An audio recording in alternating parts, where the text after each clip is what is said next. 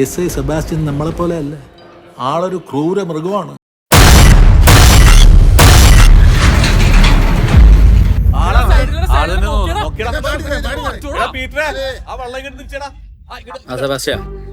പുഴയിലൊരു സാധനം പൊങ്ങിയിരുന്നു.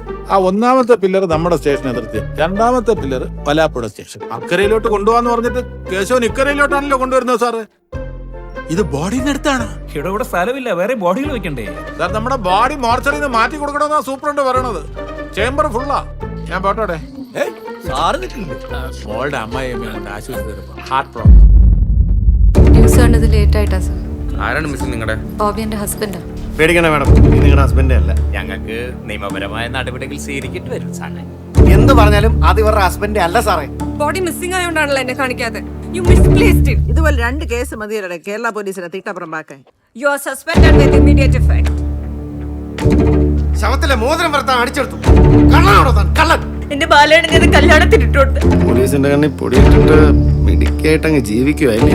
ഇന്നിവിടെ ആരും അങ്ങോട്ടും പോകുന്നില്ല.